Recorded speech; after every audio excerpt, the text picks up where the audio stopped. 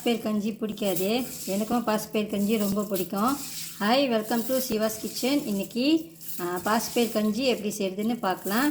1 cup பாசிப்பயிறு இது, measuring கப்பில் 1 கப் பாசிப்பயிறு இது ஒரு 2 மணி நேரமாக ஊறிக்கிட்டு இருந்துச்சு. இப்போ இதை ஒரு பானையில் போட்டுக்கலாம்.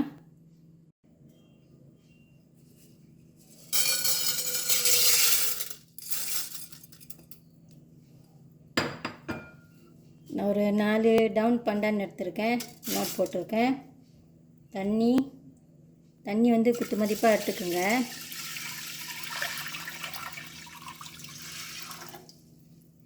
இது இந்த பாசிப்பயிறு நல்லா வேகட்டும்.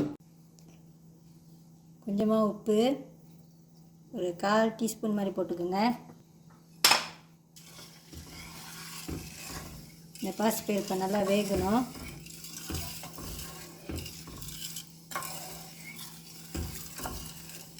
மூடி போட்டு வேக வச்சுக்கலாம்.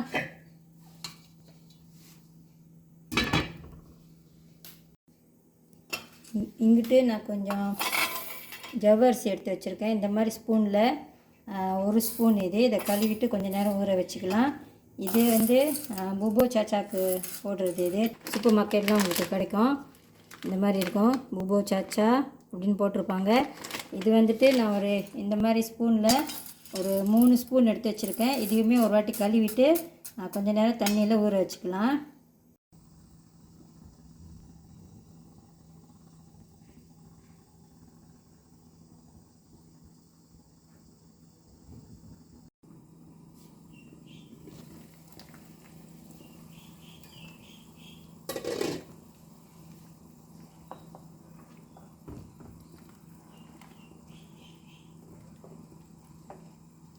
இது இன்னும் கொஞ்சம் நேரம் வேகணும்.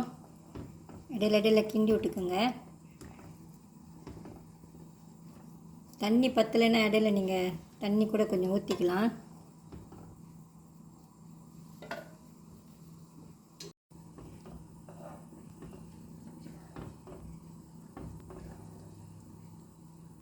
இன்னும் கொஞ்ச நேரம் வேகட்டும். இது 1/4 வெந்துருச்சு இந்த பாசிப்பயிறு. இன்னும் கொஞ்சம் நேரம்.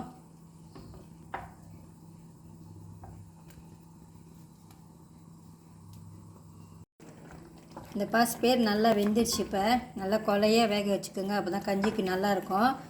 இது நம்ம ஊற வச்சு இதை வேக வச்சாலும் ராஃப்லி ஒரு 1 ஹவராச்சும் ஆகும் இது நல்லா வேகிறதுக்கு. இப்போ இதில் அடுத்து போட்டுக்கலாம். கழுவிட்டு ஊற வச்சுருந்தேன். இது இப்போ கொஞ்சம் நேரம் வேகணும். இந்த ஜவ்வரிசி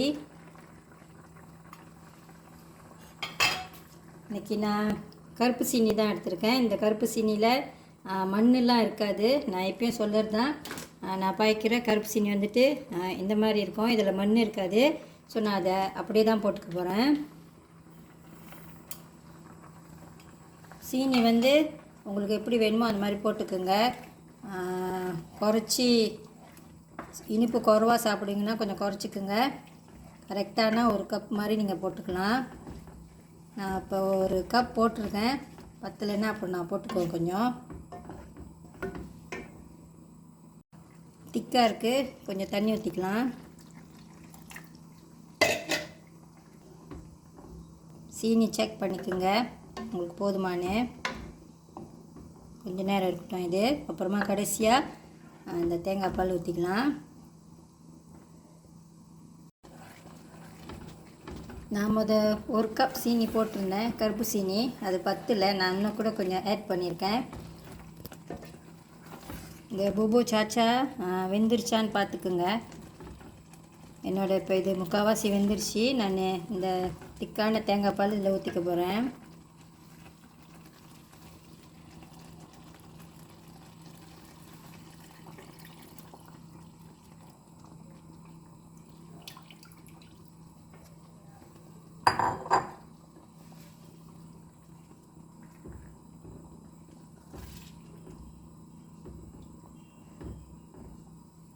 ரொம்ப திக்காக இருந்தால் இன்னும் கூட கொஞ்சம் தண்ணி ஊற்றிக்கலாம், இல்லைன்னா இன்னும் கூட கொஞ்சம் பால் ஊற்றிக்கலாம்.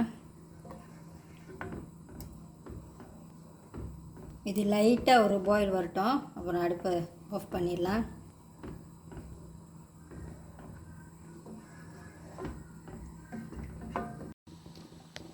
இந்த மாதிரி பபல்ஸ் வந்துட்டோன்னே ஒரு வாட்டி கிண்டி விட்டுட்டு இதை அடுப்பை அடைச்சிடலாம், ஆஃப் பண்ணிடலாம். நம்மளோட புபோ கச்சாங் ஹிஜாவ் பாஸ்பேர் கஞ்சி ரெடி ஆயிடுச்சு. இந்த நேரத்தில் இதை சர்வ் பண்ணலாம்.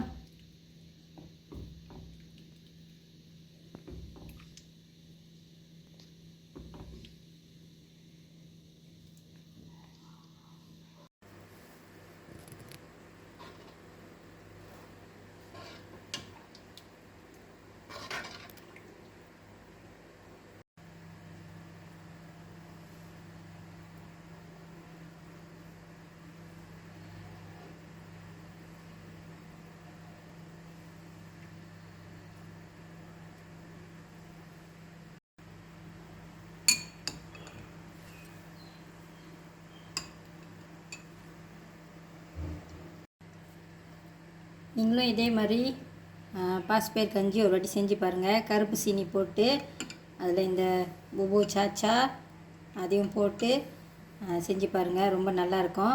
இன்றைக்கி வந்துட்டு நான் ஃப்ரெஷ் தேங்காய் பால் தான் ஊற்றிருக்கேன். தேங்காய் வாங்கிட்டு வந்து புழிஞ்சி அந்த தேங்காய் பால் தான் இதில் ஊற்றிருக்கேன்.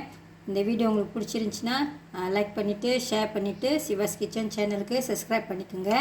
தேங்க்யூ ஃபார் வாட்சிங்.